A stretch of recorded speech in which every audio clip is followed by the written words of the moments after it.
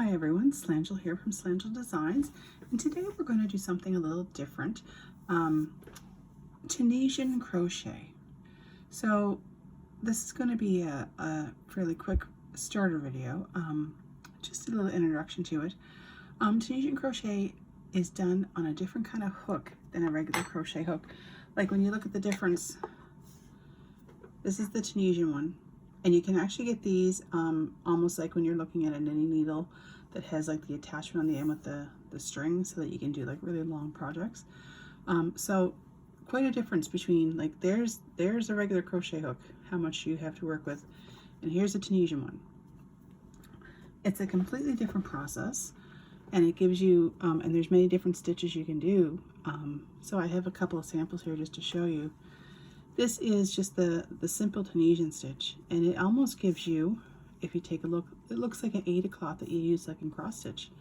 So it does have a different look on the back, and you can actually, and I've done a project with this before, and if I can find a picture I'll add it to the video, where I've done panels with the Tunisian hook and done this stitch in long strips and then crocheted borders around them and joined them, but then I cross stitched a pattern and a design on them, and you don't see it on this side. It turns out really pretty. So today, this is the one I'm going to show you today. Then if you look here, this is a Tunisian, this is the purl stitch, which looks like when you're purling and knitting, and it does have, again, a different look on the back, and that'll be another video. And this is the Tunisian knit stitch, and these are just a few of the basic stitches, and this looks like when you've got something that's been knit. This ends up being pretty thick. You can see same yarn, same weight, but it does end up being quite a bit different in the thickness, and it's a lot heavier. Now, how much yarn does it use compared to regular crochet? It's about the same, depending on the stitch. Sometimes like this might use a little bit more than just a basic crochet, but not a whole lot more at all, okay? And this, the basic, the simple Tunisian stitch, fairly lightweight, and a lot of these, just some of these basic ones, you could use if you're more comfortable with a crochet hook. Something like this, if you wanted to knit like a scarf or something, you could easily whip this up pretty quickly. So we're going to set those ones aside for other videos, and this is the one we're going to focus on today. Now, I'm using a 5.5 millimeter Tunisian hook. One thing you'll notice, there's like, just like a regular crochet hook, there's like a groove. That's like the throat of the hook. You're going to want to make sure that you get your stitches up here into the full size part of the hook. That being said, this tends to want to curl. You can see it wants to curl something wicked. That is the nature, unfortunately, of this type of stitch. So you will have to block your work after you're done just to make it sit properly, okay?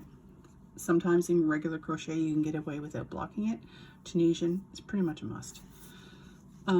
So you do want to be more mindful of your tension, and unlike regular crochet, Tunisian crochet, if you look here, it's done in, there's two parts to one row. There's the forward pass and the backward pass. And the way I kind of learned this is, if you're driving a bus and you got to pick up the passengers, and then on the way back you're dropping them off. So I will show you what I mean by that. So I think we'll use this color yarn for today, and you're going to attach it to your hook just like you would normally if you were just regular crocheting. Now, to start off, you are always going to have, if it tells you to chain multiples of 2, if it tells you to chain however many number, so do your chain. You will use this just like a regular crochet hook to start your project. So let me chain 10. 1, 2, 3, 4, 5, 6, 7, 8, 9, 10. There we have our 10. Now, so what's going to happen with your first row, which is going to be done in two parts? You're driving your bus, you've got to pick up your passengers. So you're going to skip that first one, not the one on the hook. You're going to skip the first one, and you're going to go into the next, put your hook through, yarn over, and pull up. But that's, you're going to leave that there, okay? So put your hook into the next one, yarn over, pick up that next one, there's your next passenger. And we're going to do that across until the end. Again, leaving our stitches on the hook. So now you can see why too, like if you had, say you were working on a panel or a scarf that was like, say 30 across or 40 across, you would need the room.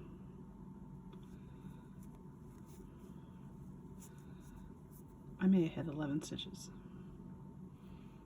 Let's go with the 11. I miscounted. So I started with 11. And you know how I know? 1, 2, 3, 4, 5, 6, 7, 8, 9, 10, 11. Whatever you start with in your chain is how many stitches you're going to have on your hook. Okay, so we've driven our route, we've picked up all our passengers. Now it's time to drop them off. When you go to do your return pass, which is still part of the first row, one row has a forward pass and a backward pass. You're going to yarn over and pull through one. Now, I'm going to explain why. When you're crocheting normally, when you finish a row, you chain however many it tells you and turn your work to start the next row. This is our chain one to do the next, do the increase up to the next row. Okay, so that's our, to bring us up a little level. So now what you're going to do is yarn over and pull through 2, yarn over and pull through 2, and you're going to do that until you end up with just one on your hook.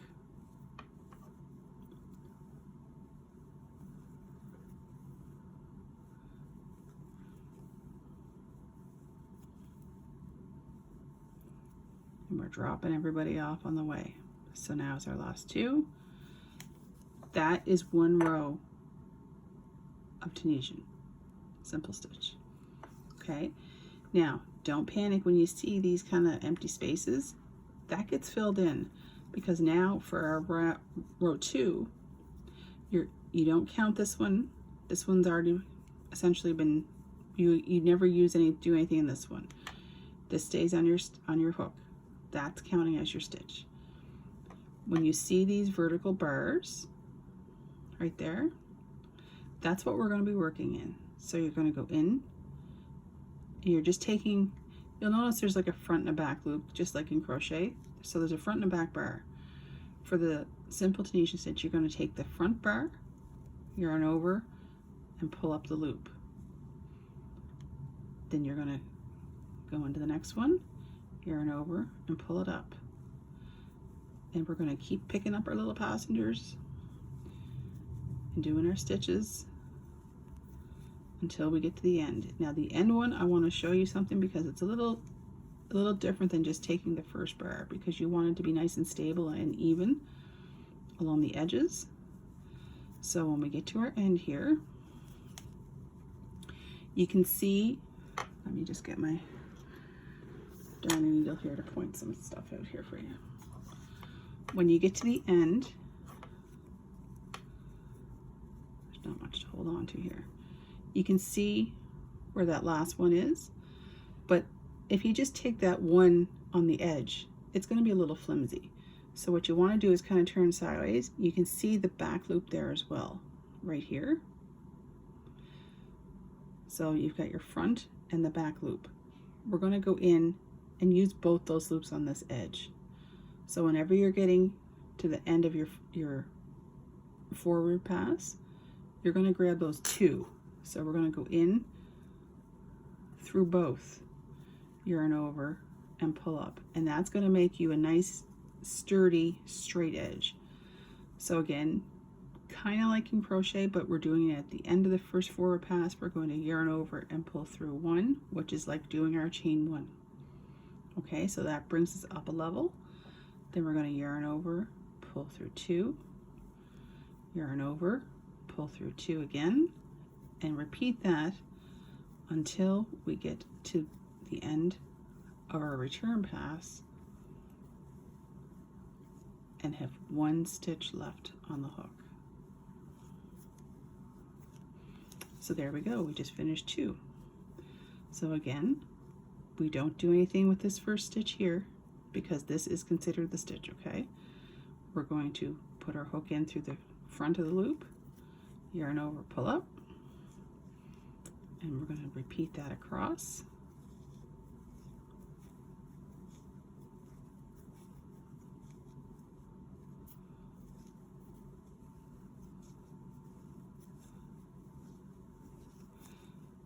I try not to do my tension as snug to try to prevent that curling. So now we're at the end, and again, we can see where this loop is, but we want to grab both loops, the front and the back. You can see the back one kind of hiding there a little bit. Sometimes you have to kind of take a look and turn it sideways until you get used to it. So we're going to go in, grab both those loops, yarn over and pull up. Then again, yarn over, pull through 1, which is like your chain 1, to go up to your next level. And then we're going to yarn over and pull through 2, and repeat that until we get to the end of our return pass. So again, in Tunisian crochet, there's a forward pass and a backward pass to each row. And there's that. So I'm going to just do it quietly one more time here so you can watch, and then I'm going to show you how you go about, like, say you're finished and you're like, oh, okay, I've made my scarf, I've made my size square that I need for whatever project I'm going to do. If I'm making like a blanket and I'm putting this in the middle of a square, I'm going to show you how to fasten it off. So I'm getting to the end here. I'm going to reach in. There's just the one loop, but I want both at the back there for nice stability and a nice even edge. Okay, yarn over, pull through 1, yarn over, pull through 2, and we're going to repeat to the end of the return pass, and we're dropping all those people off the bus.